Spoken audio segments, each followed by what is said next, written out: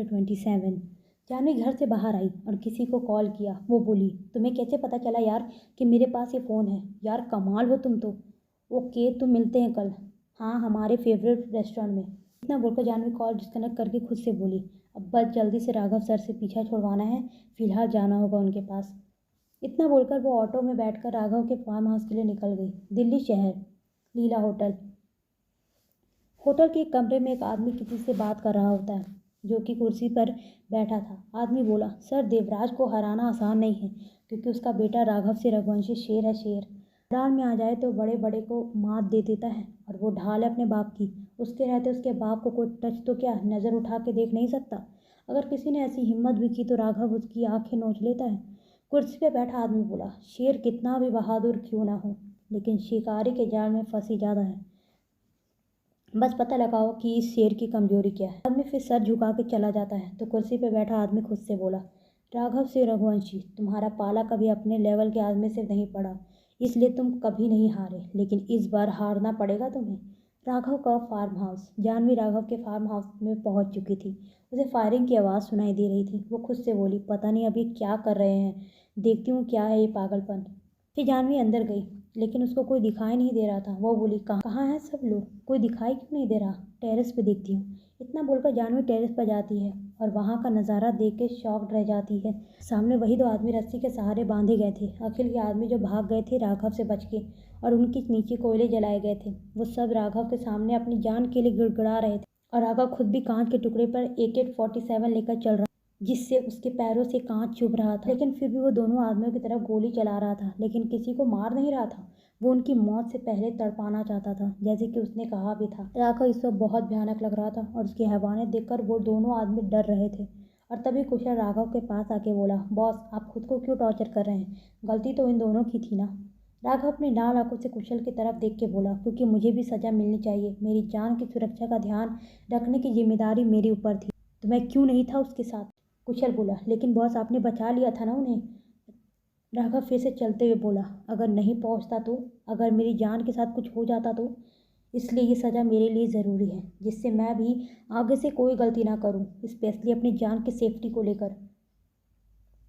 राघव के पैर से खून निकल रहा था, लेकिन वो अपनी ही धुन में था, क्योंकि उसे बार बार जानवी का डर से भरा बेहोश चेहरा याद आ रहा था, इसलिए वो पागल हो चुका था। और तभी जानवी राघव के पास आके खड़ी हो गई। वो अनुरोध करते हुए बोली, सर प्लीज़ मत कीजिए ये सब। क्यों कर रहे हैं आप ये सब? राघव जानवी की तरफ देख के शॉक्ड होते हुए बोला, तुम यहाँ कैसे, और क्यों आई हो यहाँ? जानवी बोली, ऐसे पागलपन करेंगे तो क्या करती मैं, बताइए मुझे। राघव कंफ्यूज होकर बोला, तुम्हें कैसे पता चला कि मैं यहाँ ये सब कर रहा हूँ? जानवी राघव का फ़ोन उसके आगे करके बोली, आपके फ़ोन ने आपकी हालत बता दी। राघव ने जल्दी से फ़ोन जानवी से लिया और कुशल की तरफ देख के गुस्से में बोला, किसने किया ये सब? कुशल बोला, बॉस आप जानते हैं कि हम सब आपकी मर्जी के खिलाफ कुछ नहीं कर सकते। ये हम में से किसी ने नहीं किया है। फ़ोन लेके राघव नंबर देखने लगा और फिर बोला, विराज सिंघानिया। राघव के मुंह से विराज सिंघानिया का नाम सुनकर सब चौंक्ड होकर राघव को देखने लगे। और तभी कुशल बोला, बॉस आपको कैसे पता कि ये राघव सिंघानिया ने किया है? राघव कुशल की तरफ देख के बोला, कुशल ये हर बार आता है मुझसे पंगा लेने, लेकिन हर बार इसे हार का सामना करना पड़ता है, लेकिन इस बार ये कुछ नया प्लान करके आया है। अब सोचना यह है कि उसे कैसे पता चला कि यह फ़ोन जान के पास है। फिर वो अपने आदमियों की तरफ देख के लटके हुए आदमियों की तरफ इशारा करके बोला, ले जाओ इन दोनों को और सब जाओ यहाँ से, मुझे जान के साथ अकेले रहना है। राघव का आदेश सुनकर कुशल सभी आदमियों के साथ दोनों आदमियों को लेकर वहाँ से चला जाता है। और फिर जानवी राघव के हाथों और पैरों की तरफ देखने लगी, जिसमें से खून गिर रहा था। वो थोड़ा परेशान होकर बोली, सर बहुत खून गिर रहा है, प्लीज़ पट्टी कर ले आप, नहीं तो प्रॉब्लम हो जाएगी। राघव ने जानवी को अपने लिए परेशान होते हुए देखा तो वो बोला, जान तुम अब पास हो तो कोई भी प्रॉब्लम नहीं होगी, क्योंकि मेरा सुकून तो तुम हो, लेकिन अगर तुम्हें मेरी इतनी ही परवाह है तो कर दो पट्टी। जानवी ने देखा कि राघव मुस्कुरा रहा है तो वो मुंह बना कर बोली, आपको चोट लगी है, कोई दादा साहब फाल्के पुरस्कार नहीं मिला है जो मुस्कुरा रहे हैं। इतना बोलकर वो फर्स्ट एड बॉक्स लेने चली गई। और फिर से राघव के चेहरे पर गुस्सा आ गया। वो खुद से बोली, मेरी जान तक पहुंच के तुमने बहुत बड़ी गलती कर दी है विराज सिंघानिया। वो बहुत मासूम है और मैं तुम्हें उसकी मासूमियत का फ़ायदा नहीं उठाने दूंगा।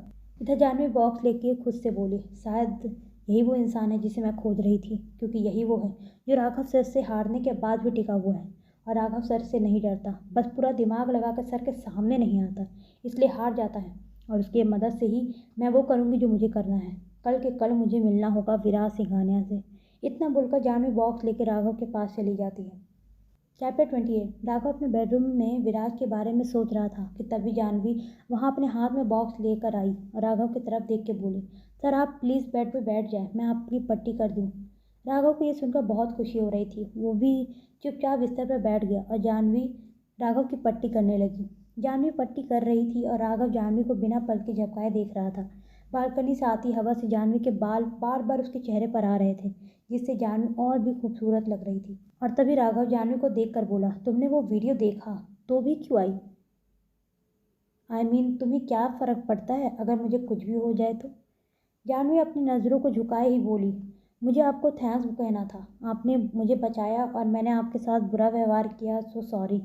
इतना बोलकर जानवी बिस्तर से उठकर जाने लगी तो राघव ने जानवी का हाथ पकड़ लिया और झटके से उसे अपने गोद में बैठा लिया और फिर मुस्कुराते हुए बोला, थैंक्स ऐसे नहीं कहते जान। राघव की बात पर जानवी कंफ्यूज होकर राघव को देखने लगी और मासूम सा चेहरा बनाकर बोली, फिर कैसे कहते हैं? जानवी की मासूमियत पर राघव को और भी प्यार आ रहा था। वो खुद से बोला, यार सिर्फ हाइट और एज 20 की है लेकिन दिमाग बिल्कुल बच्चों जैसा है, अब तो और भी प्यार आ रहा है।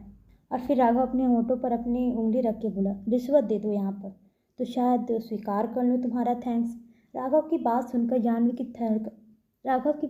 जानवी की धड़कन तेज हो गई और उसका गला सूखने लगा। वो खुद से बोली, निकल ले जानवी, न तो ये भूखे भेड़िए की तरह तुझ पर टूट पड़ेगा।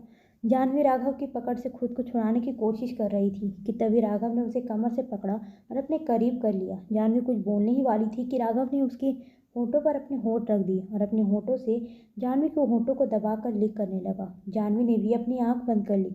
आज वो भी खुद को राघव से दूर नहीं कर पा रही थी, राघव के होठों को महसूस कर रही थी। और जब राघव ने ये देखा कि जानवी आज उससे खुद को नहीं छुड़ा रही तो वो और भी डीप किस करने लगा। और फिर जानवी ने भी अपने हाथ राघव के बाल में फंसा लिया।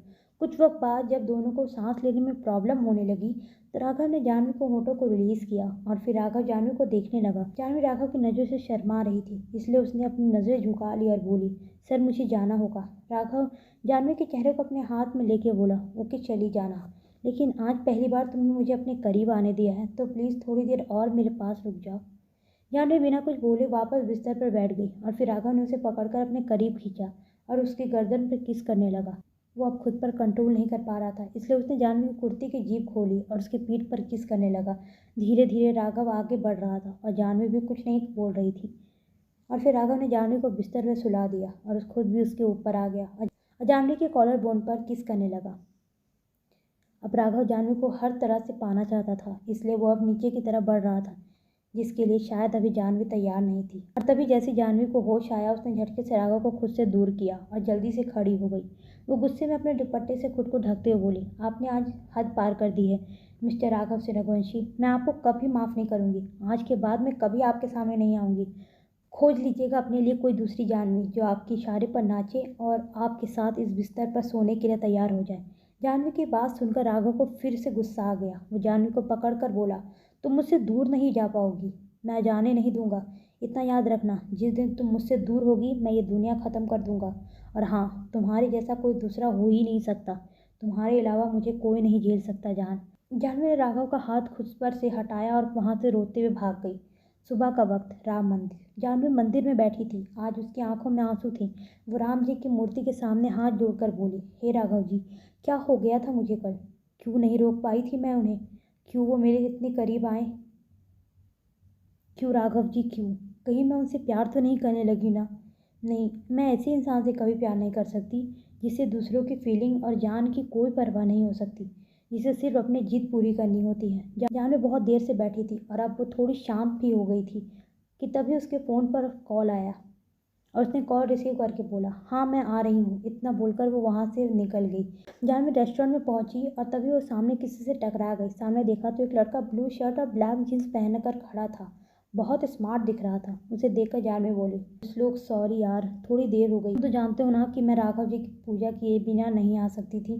श्लोक बोला, हाँ जानू, मैं बहुत अच्छे से जानता हूँ। अब चलो थोड़ा बातें करते हैं। श्लोक की बात मानकर जानवी और श्लोक जाके एक टेबल पे बैठते हैं और श्लोक ऑर्डर करके खाने के लिए कुछ मंगाता है। जानवी बोली, यार तुम तो जर्नलिस्ट बन गए और मैं कहाँ रह गई? श्लोक बोला, हाँ तभी तो मैं जान गया था कि तुम्हारे पास ये फ़ोन है, मेरे पास सब खबर रहती है। वो दोनों बात ही कर रहे थे कि तभी वेटर श्लोक का दिया ऑर्डर लेकर आया। वो वाइट वो वाइट सॉस पास्ता था। वो देखकर जानवी चहकते हुए बोली, तुम्हें याद था कि मुझे ये पसंद है? श्लोक मुस्कुराते हुए बोला, हाँ जानू, अब चलो वैसे खाते हैं जैसे हम पहले खाते थे। इतना बोलकर श्लोक अपने बाउल से जानवी को पास्ता खिलाने लगा और जानवी अपने बाउल से श्लोक को खिला रही थी। खाते वक्त श्लोक के फेस पर पास्ता लग गया, जिसको देखकर जानवी हंसने लगी। जानवी को हंसता हुआ देखकर श्लोक मुंह बना के बोला, तुम हंस क्यों रही हो? मैं बंदर दिख रहा हूँ ना? जानवी श्लोक के पास जाकर बोली, तुम्हारे चेहरे पर पास्ता लगा है, रुको मैं साफ कर देती हूँ। जानवी के बात सुनकर श्लोक ने अपना चेहरा आगे कर दिया और जानवी उसे साफ करने लगी और फिर वो बोली, आज भी तुम वैसे के वैसे हो। और फिर दोनों हंसकर बात करने लगे, लेकिन वो दोनों इस बात से बेखबर थे कि कोई उन्हें देख रहा है। और जानवी को ऐसे श्लोक के करीब देखकर वो अपना हाथ जोर से पटकते हुए बोला, अब तुम सोच भी नहीं सकती कि तुम्हारे इस दोस्त का क्या हाल होगा। मेरे करीब आने से प्रॉब्लम होती है ना तुम्हें, तो अब तुम देखना, जो भी तुम्हारे करीब आएगा उसका मैं क्या हाल करता हूँ।